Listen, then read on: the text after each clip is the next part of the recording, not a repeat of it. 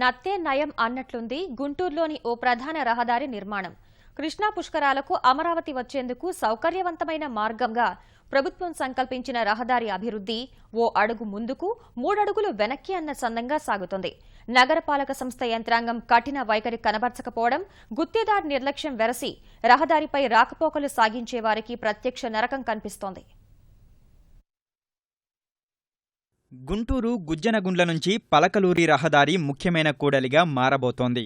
రాయలసీమ జిల్లాల నుంచి వచ్చే వాహనాలు, యాత్రికులు ఈ మార్గంలోనే అమరావతి పుణ్యక్షేత్రానికి వెళ్లేలా దారి మళ్లింపజేయాలనుకుంటోంది. తద్వారా ఎక్కువ వాహనాలు గుంటూరులోకి రాకుండా జాతీయ రహదారిపై నిలిచిపోకుండా ఉంటాయనేది ప్రభుత్వ ఆలోచన.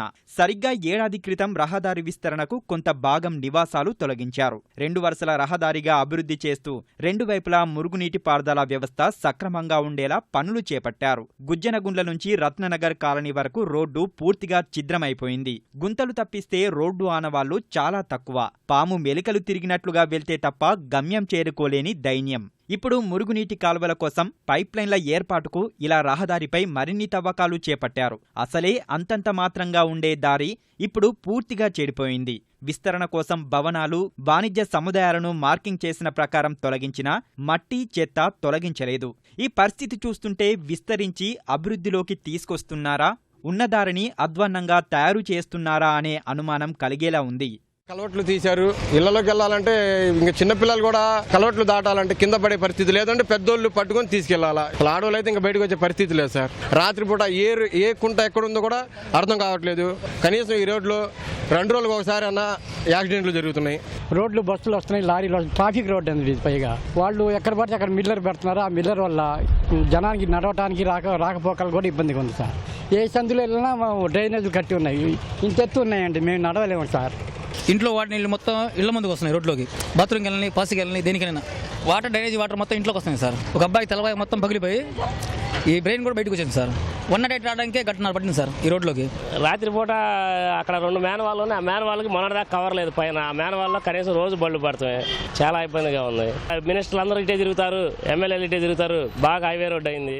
సత్తెనపల్లి, నరసరావుపేట వైపు గుంటూరు నుంచి వెళ్లేందుకు ఈ దారి చాలా సౌకర్యంగా ఉంటుంది. సమయం, దూరం తక్కువ ఉంటున్నందున భారీ వాహనాలు సైతం ఇటే వెళ్తుంటాయి. గుంటూరు రిక్రియేషన్ క్లబ్తో పాటు ఇంజనీరింగ్, ఇతర కళాశాలలు ఈ మార్గంలోనే ఉన్నాయి. ఇప్పుడు రోడ్డు మొత్తం గుంతలమయమై ప్రయాణం కష్టంగా మారిందని వాహన చోదకులు వాపోతున్నారు. టైర్లు బాగా పంచర్లు అవుతున్నాయి. దీనివల్ల ముళ్ళులు కానీ, అవి మేకులు కానీ, అవి మొత్తం చాలా ఉన్నాయి రోడ్ల మీద. రోడ్లు శుభ్రంగా లేదు, అంతా గొంతులుగా ఉన్నాయి. నీళ్లు వర్షం వస్తే ఏది గుంతో ఏది మంచి రోడ్డో తెలియట్లేదు. అసలు నైట్ పూట రావాలంటే బాగా ఇబ్బంది అవుతుందండి. ఒక ఆటోలు ఉండట్లా, అసలు ఇటువైపు ఆటోలే తిరగట్లా సరిగ్గా. మాకు ఈ గుంటల వల్ల చుట్టూ రావాలంటే మాకు డబ్బులు ఎక్కువ తీసుకుంటున్నారు. ఇటు రావడానికేమో ఇబ్బంది అవుతుంది. ఇట్లా వర్షం అవుతుందంటే మేము నడవలేకపోతాము, ఆటోలు కూడా రావు అసలు. పలకలూరు దాకా ఒకటే గుంటలు. ఆటోలు వస్తుందా, మోటార్ సైకిల్ మీద వస్తుందా, పడతామో లెగుతామో తెలియకుండా వస్తున్నారు. మురుగు కాలువలు పూర్తి కానందున ఈ పరిసరాల్లో ఉండలేకపోతున్నామని, వ్యాపారం సరిగా జరగట్లేదని రహదారి పక్కనున్న వ్యాపారులు అంటున్నారు. ఈ కాలువలో ఇప్పుడు మొదలుపెట్టి 6 నెలలు 7 నెలలు అవుతుంది. ఇప్పుడు కట్టారు. ఇప్పుడు కట్టినా వాటికి ఏమైనా క్లియరెన్స్ ఇచ్చారా?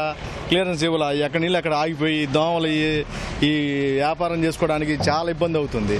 ఈ ఏదైనా కస్టమర్స్ వెయిటింగ్ చేయాలన్నా ఇక్కడ కూర్చోడానికి వాసన మరీ ఎక్కువ అయిపోయింది బాగా. పనులను పర్యవేక్షించిన నగరపాలక సంస్థ కమిషనర్ పురోగతిపై అసంతృప్తి వ్యక్తం చేశారు. నిర్ణీత గడువులోగా నాణ్యమైన రీతిలో పూర్తి చేయకపోతే భారీ జరిమానా తప్పదని హెచ్చరించారు. ఆ తర్వాతే పనులు కొంత వేగం పుంజుకున్నాయి. మన సైమల్టేనియస్గా మన వర్క్తో పాటు, డ్రైన్ వర్క్తో పాటుగానే ఎలక్ట్రికల్ పోల్స్ కూడా షిఫ్ట్ చేసేస్తున్నాము. వైరింగ్ అవుతాం. సైమల్టేనియస్గా రోడ్ కూడా స్టార్ట్ చేసామన్న. రేపు 2-3 డేస్లో రోడ్ కూడా స్టార్ట్ చేస్తాం. 15th or 20th కల్లా కంప్లీట్ చేస్తామండి నెక్స్ట్ మంత్. ఉన్నవి ఏవైతే ఎంక్రోచ్మెంట్స్ ఉన్నాయో అవన్నీ కూడా, డెబ్రీస్ ఇవన్నీ కూడా రిమూవ్ చేసేస్తున్నాము. పుష్కరాల కోసం వేయబోతున్న ఈ రహదారి పుష్కర కాలం నిలిచేలా తగిన ప్రమాణాలు పాటించి వడివడిగా పనులు ముందుకు సాగేలా ప్రజాప్రతినిధులు, అధికారులు శ్రద్ధ చూపించాలని స్థానికులు కోరుతున్నారు.